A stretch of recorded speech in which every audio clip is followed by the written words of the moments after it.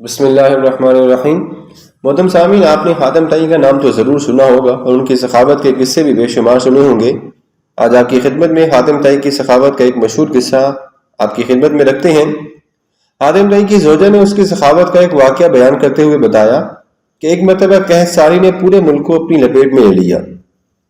زمین نے بالکل سبزہ نہ اگایا، آسمان سے پورا سال بارش نہ ہوئی، اونٹ سارا دن پانی کی تلاش میں پھرتے لیکن انہیں پانی کا ایک قطرہ تک نہ ملتا۔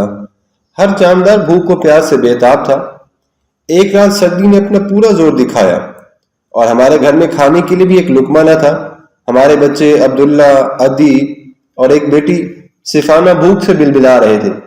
بالآخر رات کافی دیر کے بعد تھک ہار کر سارے بچے سو گئے۔ ہم نے انہیں ایک چٹائی پہ لٹا دیا، پھر تیسرے کو بہانے لگانے لگے۔ بالآخر وہ بھی سو گیا۔ حاتم طائی نے کہا، آج نہ جانے مجھے نیند کیوں نہیں آ رہی۔ پھر وہ ادھر ادھر ٹہلنے لگا۔ اچانک ہمارے گھر کے باہر کسی کی آہٹ سنائی دی۔ حاتم طائی نے بلند آواز سے پوچھا، کون ہے؟ لیکن کسی نے جواب نہ دیا۔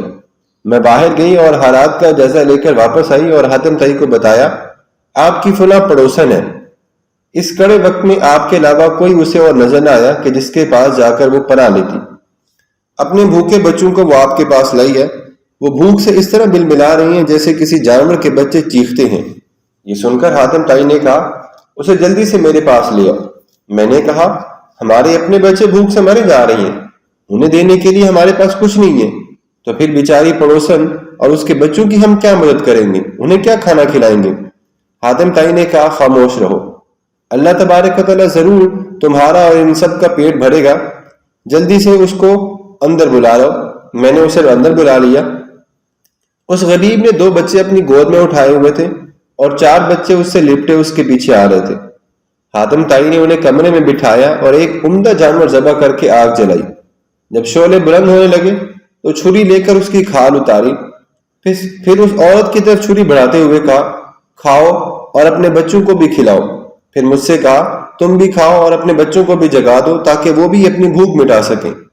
ہماری پڑوسن تھوڑا گوشت کھا رہی تھی کہ اس کی جھجک کو محسوس کرتے ہوئے حاتم طائی نے کہا، کتنی بری بات ہے کہ تم ہماری مہمان ہو کر تھوڑا کھا رہی ہو۔ یہ کہہ کر وہ ہمارے قریب ہی ٹہلنے لگا۔ ہم سب کھانے میں مصروف تھے اور حاتم طائی ہماری جانب دیکھ رہا تھا۔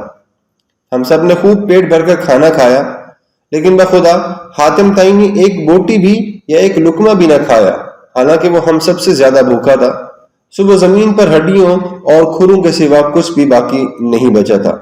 اور الحکایات، اب دیکھیں، حاتم طائی جو کہ اپنے زمانے میں سخاوت میں کافی مشہور سمجھا جاتا تھا، خصوصاً اپنے پڑوسیوں پر بہت زیادہ مہربان، ان کا سچا خیر خواہ اور حالت مند پڑوسیوں کا سہارا تھا۔ اس کے پڑوس میں کوئی تکلیف میں مبتلا ہوتا تو اس کی راتوں کی نیند اڑ جاتی تھی اور اس پر بے سکونی کی کیفیت طاری ہو جاتی تھی۔ اس حکایت سے ہمیں یہ معلوم ہوتا ہے کہ پڑوسیوں کے ساتھ حسن سلوک سے پیش آنا زمانہ قدیم سے ہی لوگوں کے درمیان رائج تھا۔ پھر جب اسلام کا سورج طلوع ہوا تو اس عالمگیر مذہب اور بندوں کے حقوق کے سب سے بڑے نمبردار نبی اکرم صلی اللہ علیہ وآلہ وسلم نے پڑوسیوں کے حقوق کو مزید اہمیت دیتے ہوئے 4 چاند لگا دیے۔ نبی اکرم صلی اللہ علیہ وآلہ وسلم کے قول و کردار سے پڑوسیوں کے حقوق کی ادائیگی اور ان کے ساتھ حسن سلوک بجا لانے کی وہ عظیم مثالیں قائم کر دکھائیں کہ جن کی مثال تاریخی عالم میں کہیں نہیں ملتی۔ آئیے ہم بھی اپنے پڑوسیوں کے ساتھ حسن سلوک کا وعدہ کریں اور اپنے پڑوسیوں کے ساتھ ہمیشہ اچھے سلوک سے پیش آنے کی کوشش کریں۔ اللہ ہم سب کو عمل کرنے کی توفیق عطا فرمائے۔